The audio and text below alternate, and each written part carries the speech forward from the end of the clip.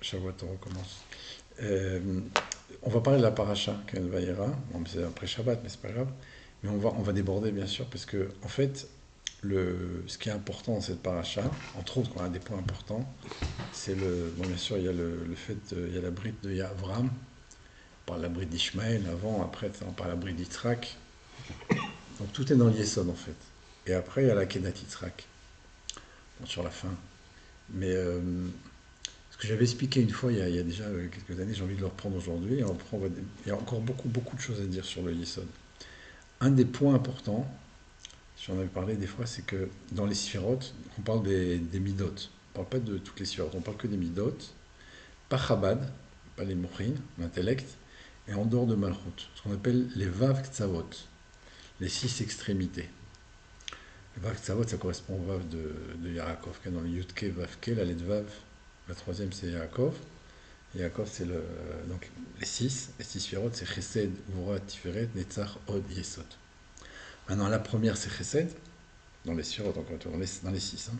Et la dernière, c'est Yesod. Et on avait expliqué par le passé qu'il y avait un lien intrinsèque entre Adam Arishon, David Amelech. Adam, il est premier, David, il est dernier, puisque c'est Mashiach. Entre Moshe et Noach. Moshe, c'est Noach. Il n'avait pas fait son travail en tant que Noach, il va revenir. En tant que Moshe, il va le faire au maximum.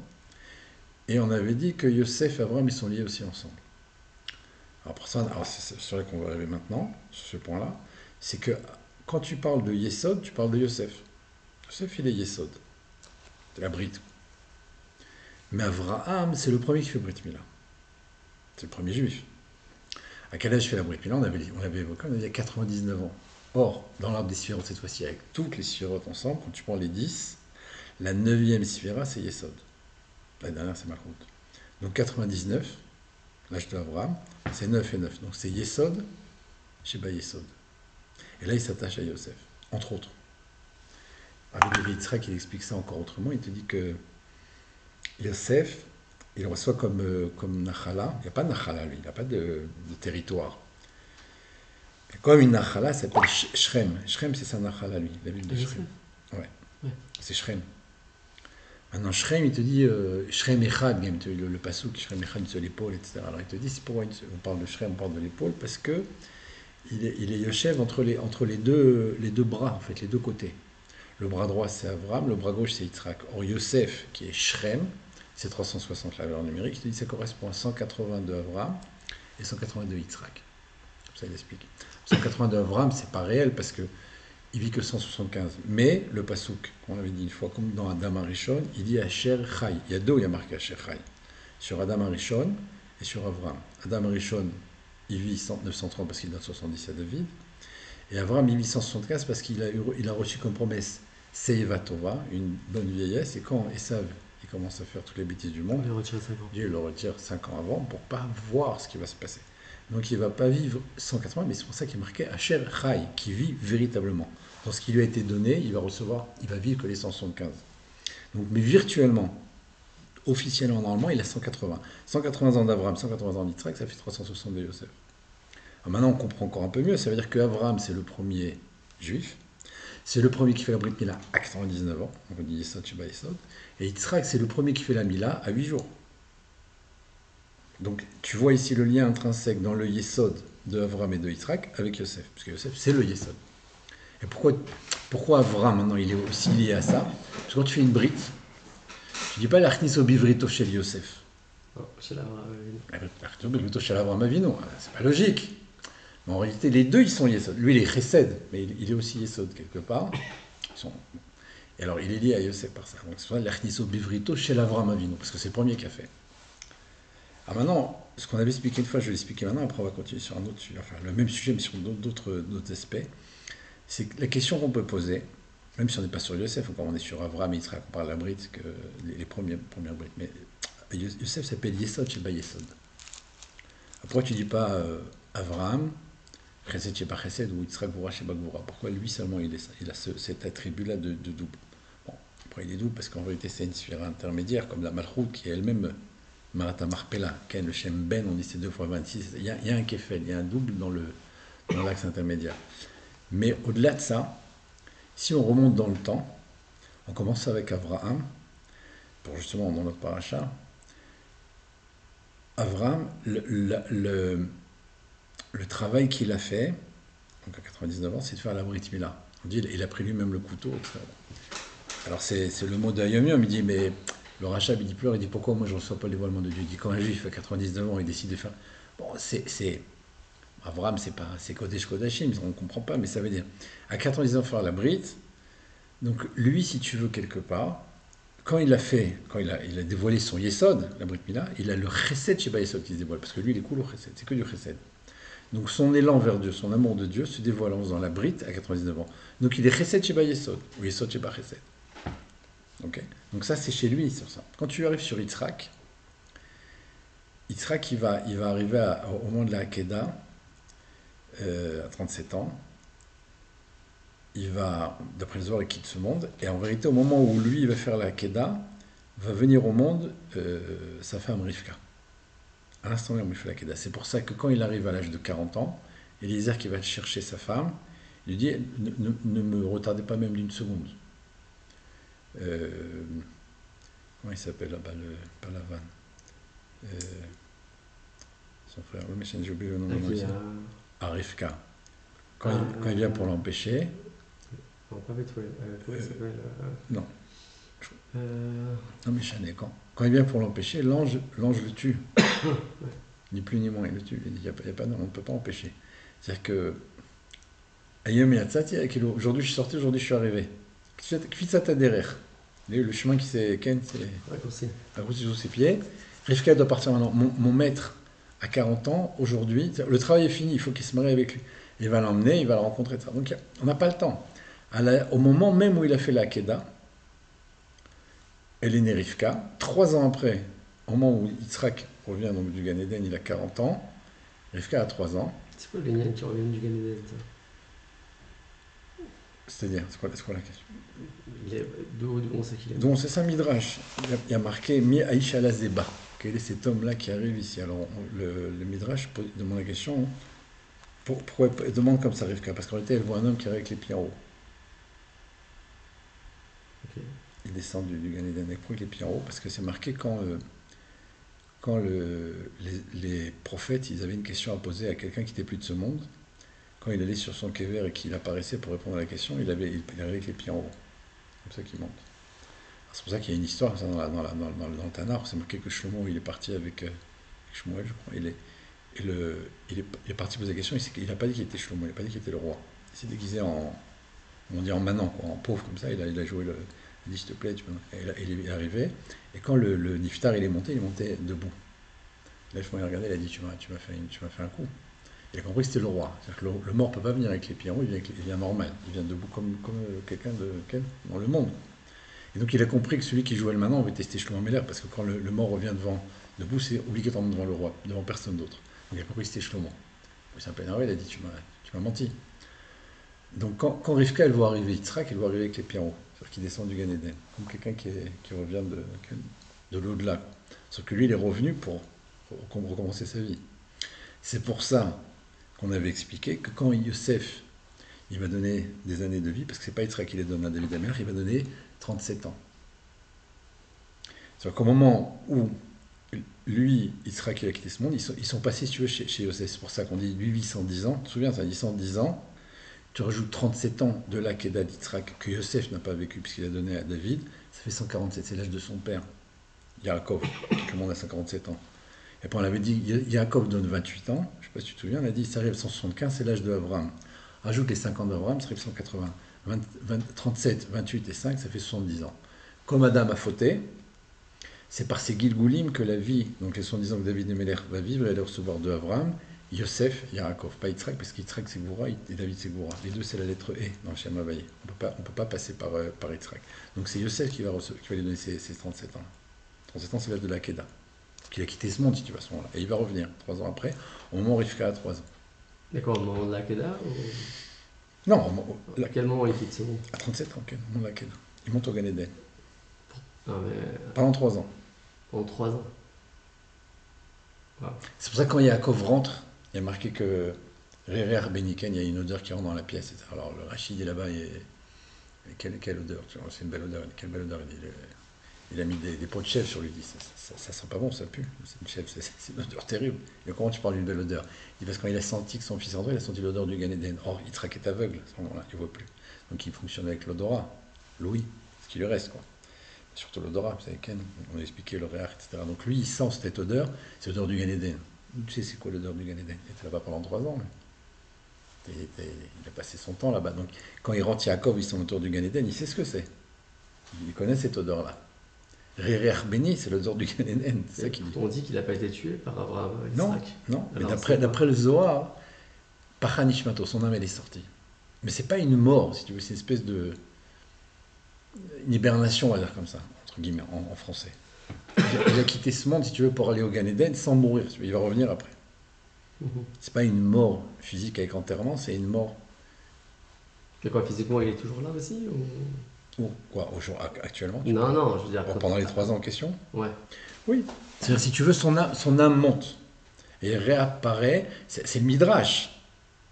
Si tu vois, après le Pshat, il n'y a pas marqué, c'est pas inscrit ça. Après le Midrash, il quitte ce monde et il revient au bout de 3 ans. C'est le Midrash. Maintenant, encore une fois, c'est le même Midrash qui te dit Miaïcha Lazeba, quel est cet homme qui arrive. Le Chumash, il dit quel est cet homme qui arrive. Alors, le Midrash dit que justement la question qui est posée, pourquoi il demande comme ça? Parce qu'elle voit quelque chose d'étrange, elle voit les pieds en haut. Okay. On l'a expliqué une fois, c'est les 2 nouns à l'envers, je ne sais pas si tu te souviens. Alors maintenant, c'est quoi le Yesod chez lui? C'est que lui, quand justement il va faire la Keda, quand il va venir se marier avec Rivka, mais chez lui, il va se dévoiler l'union du Yesod, Bakvura. Quand il va faire la Keda, il va dévoiler l'âme de sa femme, si tu veux. C'est quoi le Yesod? C'est l'union, le Brit Mila, c'est le rapport avec sa femme, etc. Cette femme qui va venir au monde, elle va venir au monde par sa Akeda, si tu veux. À l'instant où il fait la Akeda, elle naît. Au moment où il redescend du Gan Eden 3 ans après, elle va se marier avec lui. Elle arrive au moment où il a 40 ans. Ça veut dire que la notion de Yesod chez lui, donc la femme, si tu veux, elle apparaît au moment où il va faire l'acte suprême de dire je suis prêt à mourir. Comme le dit Rachid là-bas, il dit Ken, où il est le C, s'il n'y a pas de C, c'est toi mon fils, il dit ils vont ensemble, etc. Beaucoup de monde connaît, donc il est prêt à être sacrifié, il n'a pas de problème. C'est Rout Nefesh, donc sa Gvura, lui, c'est-à-dire se taire et être prêt à être sacrifié, c'est ce qui dévoile le Yesod, c'est Yesod chez Gvura chez lui. Quand tu arrives sur Yaakov, c'est un peu plus compliqué. Yaakov, son Yesod à lui, c'est quoi? C'est le fait qu'il va se battre avec l'ange. Après la Kabbalah, quand il est touché à la hanche, c'est le Yesod en fait là-bas. C'est le Yesod. Donc qu'est-ce qu'il va dévoiler là-bas? On avait expliqué, on avait dit Vaï avec Ishimo, Ken Adalot Ashachar, il avait combattu avec lui. On a dit Avak, c'est la chaîne Efer, Efer c'est Ephraïm. Elle a dit Kinachani Elohim, c'est Nachani, Ken, le guide Anaché, après tu appelles ça guide Anaché, le nerf sciatique, qui guide Anaché, c'est Nachani. Nachani, c'est Ménaché. Donc Ephraim et Ménaché, il te dit ils sont en moi. J'ai fait descendre leur âme. Lorsque j'ai fait ce mission des fêtes, je me suis battu avec l'ange qui m'a touché au Yesod. Donc son Yesod chez Batiferet, c'est là-bas que ça se passe chez Yaakov. Quand tu arrives à Moshe, alors lui, ce qui fait de lui le Yesod, c'est qu'en vérité, il est pas dans le monde, Moshe Rabbeinu. Quand tu vois, retournez-vous à vos tentes et toi tu restes avec moi quand il reçoit la Torah. Qu'est-ce qui va se passer là-bas? Il va se séparer de sa femme. Donc la notion de Yesod chez lui, elle est transcendée, si tu veux. C'est le seul. Les Goïms, quand ils disent le gars, il est prêtre, il est coupé du monde, il n'a pas de femme, etc. Ce qui est complètement aberrant, ce qui n'est pas vrai non plus, d'ailleurs, la bêtise du monde.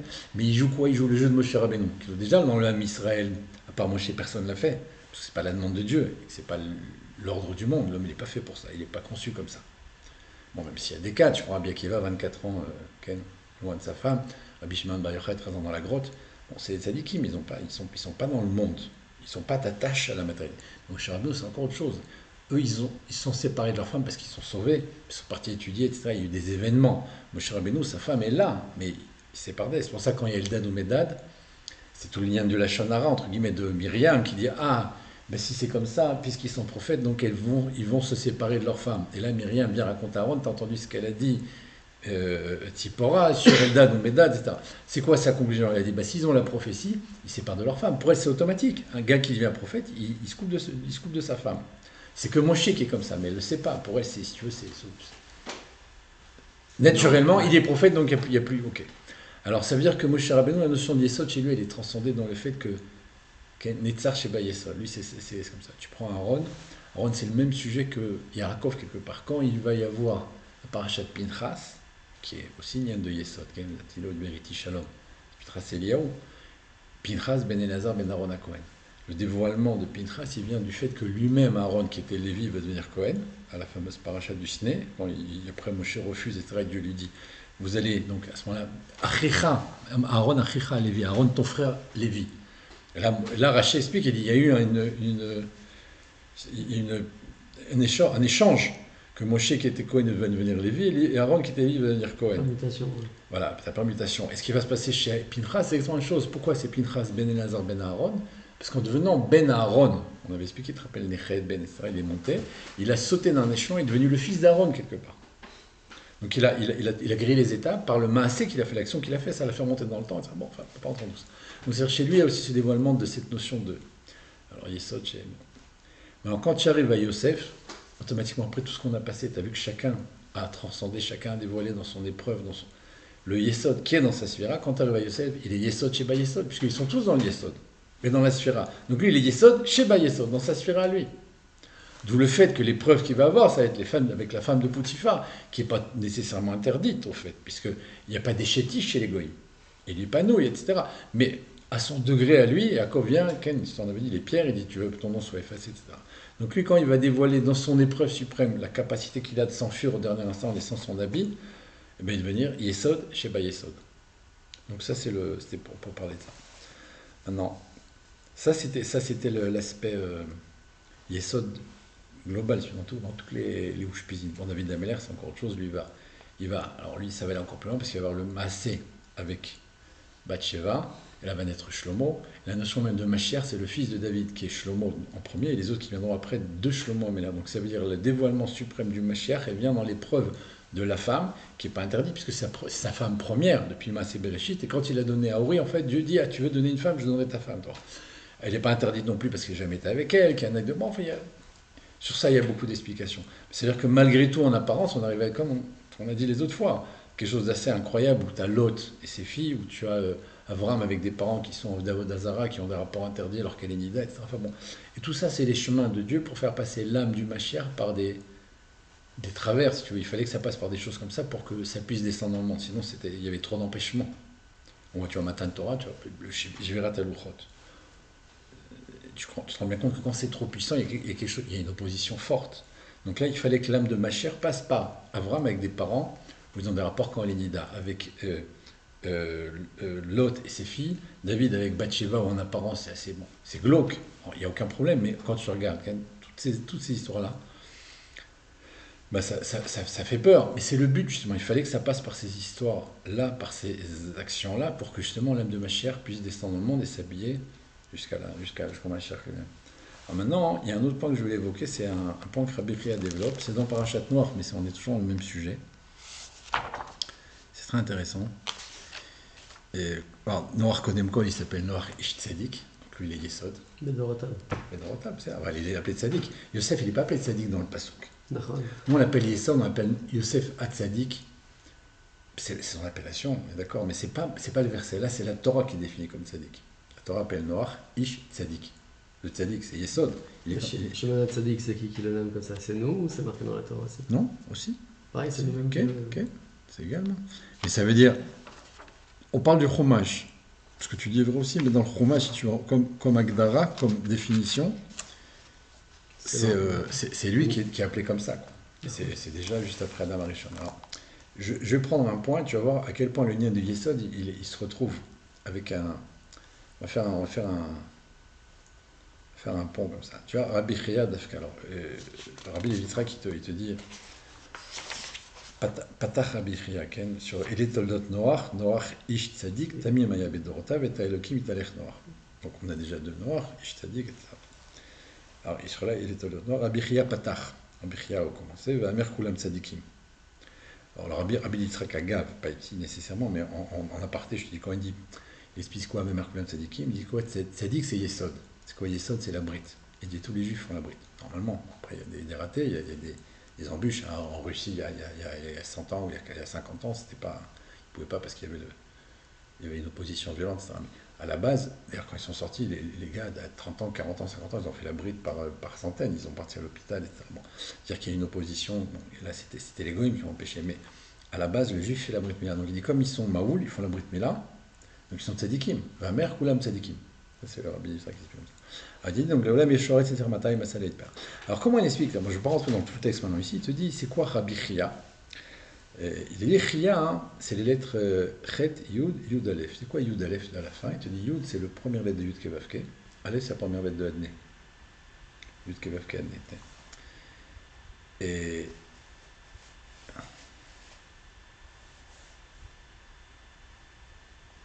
alors il dit Umeavaye Adne Nisha Mispar Yesod. Quand tu enlèves ensuite le Aleph de Adne et le Yud de Avaye, il te reste une valeur numérique qui est de 80, valeur numérique de Yesod. Yud, 5 et 10, 60 de sa mère, Vav Dalet, encore 10, 80. Il dit Chia, en enlevant le Yud de l'Aleph de Havayane, il te reste, si tu veux, pardon, le Yud d'Aleph de Chia, tu enlèves dans le Havaye le Hané les premières lettres, il te reste les lettres suivantes qui sont 16 dans Havaye Oui. et, 64 dans Adné. 64 et 16 font 80 valeurs numériques de Yesod. Donc c'est le Yesod. Alors maintenant, ça va plus loin que ça. Il te dit, mais pourquoi Dafkar Bechia? Il dit parce que le Yesod a une particularité qu'on a dit tout à l'heure. On revient sur ça, mais d'une autre façon maintenant ici. C'est que le Yesod, il est kafoul.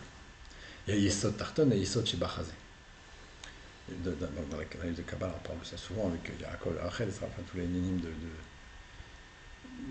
de différents degrés de Yesod. Maintenant, le Yesod, comme il est double, Rabbi Chia, lui-même, il a ce kefel-là. Il a aussi ce double-là. Pourquoi? Il te dit parce que Chia, valeur numérique 29. Or, 29 par 2, ça fait 58. Il mettrait noir. Ça, Patach Rabbi Chia, c'est lui qui commence avec ça. Bon, je te fais court, je ne te prends pas tout le texte, mais c'est très joli. Maintenant, quand tu arrives sur noir, alors, ça c'est le morceau de Rabbi Yitzhak, mais je continue avec noir. Noir, il est en kefel, il est aussi en double. Et les toldot noir, il y a beaucoup de commentaires sur ça. Mais Noach Matzachen, Panim Ve'achor, c'est les 231 Sharim du Sefer Yetzirah, les deux lettres qui sont à l'envers à l'endroit. Noach Vechen, c'est la même chose, c'est les mêmes lettres. Noach Vechen, valeur numérique ensemble, 116. 116, c'est Inon.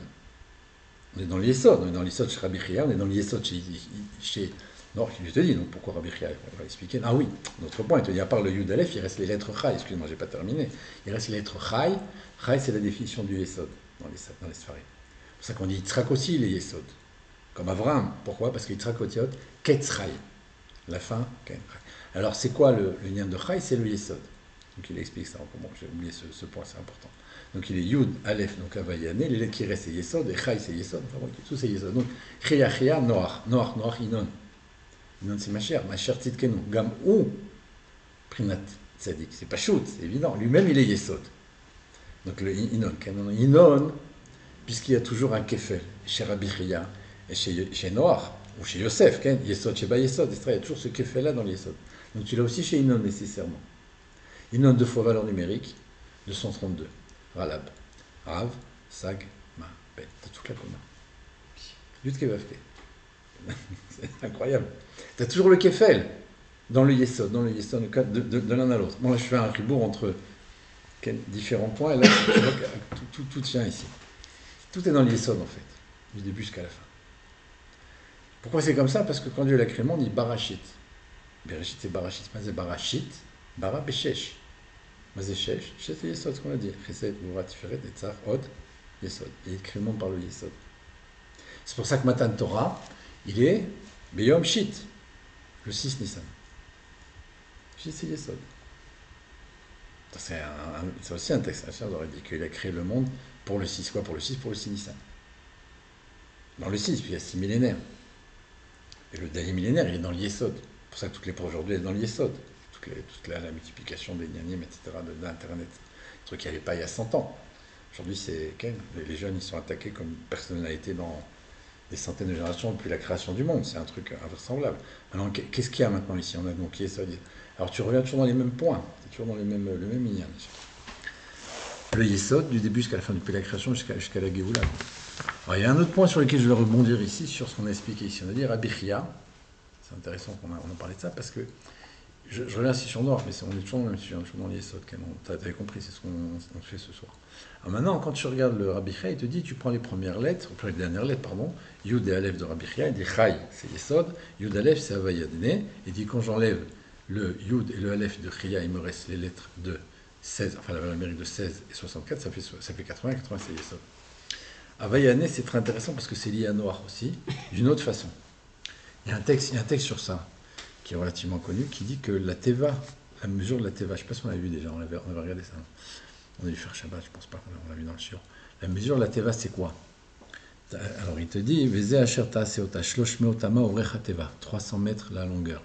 Hamishim ama orba, 50 mètres de largeur. Ve shloshim ama komatai, 30 mètres de hauteur. Mais tu sais ce que c'est ça? C'est Havayane. Comme dans le Rabbi Chia. Pourquoi? Parce que quand tu prends la lettre Yud, okay, de l'année sur la fin, parce que je commence sur la fin, on est dans le... Et la lettre He de la fin du Shem Yud Ke Vav Ke, 10 fois 5, ça fait 50. On dit donc 50 mètres de Rorba. Quand tu prends le Nun, c'est ce qui vient juste avant, Ken, avec le Vav, je pars à la fin, Ken, 50 fois 6, ça fait 300. C'est 300 mètres. Quand je prends le Dalet de Adné, donc la deuxième lettre, et le E, donc la deuxième lettre du Yud Ke Vav Ke, j'obtiens 20. Quand je prends le Aleph, qui est la première lettre de l'année, et le Yud, qui est la première lettre ici, j'obtiens 10. 10 et 1, ça fait 30. Je mets 30 mètres. 50 mètres, 300 mètres, 30 mètres. C'est pas moi qui l'ai écrit, ça, c'est quelque chose qui est relativement connu. Mais tu vois que là, ici, tu as Yavaye Adné dans les mesures même de la... Donc, ta Rabbi Chia te dit ça te ramène à Yesod, mais là aussi, c'est Yesod. Parce que même la Teva, où il est, c'est le Hébreu de Yavaye Adné. Et toutes les fois où tu as Yavaye Adné, tu as cette valeur numérique qui dévoile, en fait, le Nyan de Imona. Tes protéimona, il te dit. Donc, c'est pour ça que Dieu l'a poussé dans la Teva. Et quand il va sortir, c'est quoi Yavaye Adné ensemble? C'est valeur numérique Amen. Amen, c'est 91. Qu'est-ce qu'il dit à Noir quand il vient pour sortir? Quand il a fini maintenant le début terminé, qu'est-ce qu'il dit? Tseminateva, tse valeur numérique, Amen. 91. Quand tu rentres dans la souka, bien sûr, c'est Nyan de Imuna, on commence l'hiver, etc. On rentre dans la souka, il fait froid, etc. C'est quoi souka? Otiot, Chavvav, Samer E. Chavav c'est Avaye, Samer E c'est Ané, Avaye Ané, Gematria 91. Amen. C'est la souka. Dès que tu as une entrée l'entrée dans la teva, l'entrée dans la soukha, etc., tu as Vayadné. C'est tout, quoi. C'est quoi? C'est Adam ou Emma. Ces derniers noms. Quand tu regardes en fait, puisqu'on a parlé des 6 les 7 Rohim, chacun il a un nom qui lui correspond. Tu prends Avraham, c'est Kel, Yitzhak, c'est Elohim, Yaakov, c'est Havayé. Bon, Moshe Aaron, c'est Tzevakot, et chacun est pour Yesod, Adné pour David. Quand tu es dans la Merkava, sans parler maintenant de tous les Rohim, quand tu es dans la Merkava, tu as Avraham, Yitzhak, Yaakov, David. Quand tu es Yitzhak, Yaakov, David, les deux derniers, tu es dans Havayé, Adné. Havayé, c'est nous qui correspond à Yaakov, et Adné, c'est qui correspond à David. Alors Havayé, Adné, Vavke, c'est Adam ou Emma. Comme dans les premiers, Gam Yudke, c'est Adam ou Emma. Donc tu vois, c'est tout le travail de l'Emoun, à dévoiler chez chacun les derniers degrés. C'est pour ça que tu verras toujours ensemble. Quand tu prends un exemple, l'autre fois, j'étais à Tétien, je ne suis pas osé intervenir, mais il dit comment se fait-il que les rois de David sont assis dans le Mikdash? C'est qu'eux qui peuvent être assis. On doit être debout, normalement. Et qu'eux qui ont le droit de s'asseoir. C'est une espèce de manque de cavote, quoi. Tu t'assois. Il y a la Shrina. Les malchés David, ils s'assoient. Or, les autres rois ne vont pas pouvoir le faire. Et les autres personnes, Bichlal non plus. Il n'y a que les malchés David chez Yoshevim Bamikdash. Pourquoi? En réalité, quand tu regardes un exemple qu'on donne ici maintenant, dans notre référent de Havayé Adné, de la même façon que tu as Yudke, tu as Vavke. Donc Havayé Adné, Vavke, Adam ou Vema. C'est les mêmes Ken, les mêmes meublés. C'est Yaakov David. Yaakov, comment il est défini? Ishtam, Yoshev Ohalim.